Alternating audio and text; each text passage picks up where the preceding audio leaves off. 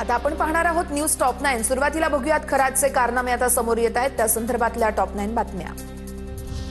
नाशिकच्या भोंदू Ashok खरातची police custody आज संपणार। भोंदू खरातला आज पुन्हा एकदा कोर्टात हजर केलं जाणार।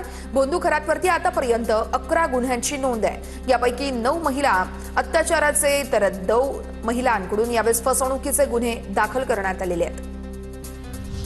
अशोक खरातच्या आर्थिक व्यवहाराची आता ईडीकडून चौकशी होण्याची शक्यता आहे। सावकारी अहवालामार्फत देश विदेशामध्ये शेकडो कोटींची हेराफेरी, व्यावसायिक आणि नेत्यांचा काळा पैसा खरात व्याजाने देत असल्याचा संशय आहे। खरातच्या ओकस कार्यालयाची एसआयटीकडून पुन्हा तपासणीमध्ये खरातच्या कार्यालयातील उच्च दर्जाच्या काचा बघून पोलीसही थक्क। खरातच्या केबिनसह कार्यालयाची प्रत्येक काच ही अतिगडद काळ्या रंगाची होती। ओळख असणं म्हणजे कृत्यात सहभागी असणं असं होत नाही। खरातनं महिलांसोबत केलेल्या घृणास्पद कृत्यासंदर्भात माहिती नव्हती। घटनेचा निषेध करतो। खरातला कठोर शिक्षा मिळायलाच हवी। आरोपांवरती दीपक केसरकर यांचं स्पष्टीकरण। चाकणकरांना पुढे करून सहकाऱ्यांना वाचवण्याचा सत्ताधाऱ्यांचा प्रयत्न। नेत्यांचे पाप लपवण्यासाठी चाकणकरांचा वापर केला जातोय। भास्कर जाधवांची टीका। सरकारनं चाकणकरांवरती कारवाई करून थांबवू नयेत। खरात प्रकरणावरती असलेल्या सगळ्यांवरती कारवाई करावी, भास्कर जाधव यांची मागणी। खरातवर जादूटोणा विरोधी कायद्याअंतर्गत गुन्हा दाखल करून जन्मठेपेची शिक्षा द्या, सिन्नरच्या अंधश्रद्धा निर्मूलन समितीच्या कार्यकर्त्यांची ही मागणी। भोंदू खरातच्या सांगण्यावरून लोकप्रतिनिधीने बँकेची जागा बदलली, अंधश्रद्धा निर्मूलन समितीचे कृष्णा चांदगुडे यांचा दावा। नाशिक जिल्हा बँक द्वारका परिसरातून सीबीएस परिसरामध्ये स्थलांतरित केली। चौकशी संदर्भात पोलिसांना अंधश्रद्धा निर्मूलन समितीने पत्र दिल्याची ही माहिती समोर।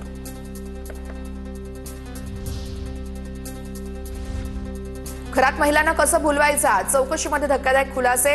तू दिसायला सुंदर आहेस, नवऱ्याला तुझी कॅपॅबिलिटी ओळखता येत नाही असं खरात महिलांना बोलायचा। खरात महिलांसोबत गोड बोलून त्यांची स्तुती करून त्यांना आपल्या जाळ्यात खेचायचा। खरात प्रकरणात नवनवे धक्कादायक खुलासे समोर। आता पुन्हा एकदा वळूयात टॉप 9 कडे। आता बघूयात राजकीय क्षेत्रात नेमक्या काय काय घडामोडी घडतायत। राष्ट्रवादीचं विलीनीकरण करायचं आहे। त्यांनी सुनेत्र पवार यांच्यासोबत चर्चा करावी, त्या निर्णय घेतील।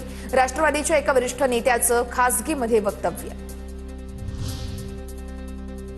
उपमुख्यमंत्री सुनेत्र पवार यांचं नेतृत्व स्वीकारून दोन्ही राष्ट्रवादी एकत्र येत असतील तर आनंद आहे। आमदार सुनील शेळकेंची प्रतिक्रिया। तर अजितदादांचे उत्तराधिकारी म्हणून सुनेत्र पवार यांना पक्षाच्या राष्ट्रीय अध्यक्ष म्हणून सन्मान मिळायला हवा, शेळकेंचं वक्तव्य। रुपाली चाकणकरांच्या राजीनाम्यावरून रोहिणी खडसेंची टीका। वैयक्तिक कारणांपासून सुरू झालेला माज हा 2 ओळींच्या राजीनाम्यावरती उतरला, रोहिणी खडसे यांची टीका।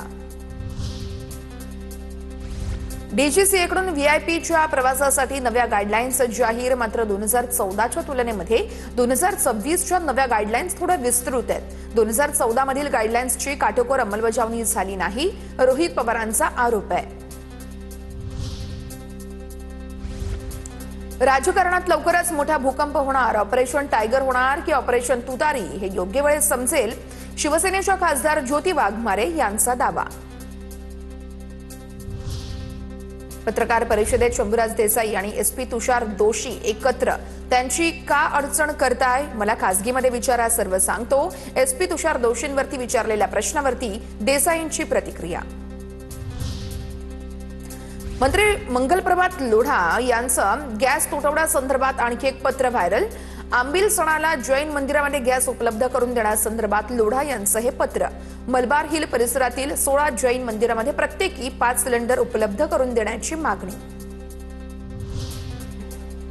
मलबार हिल विधानसभेतील सर्व गॅस वितरकांना मनसेचं पत्र।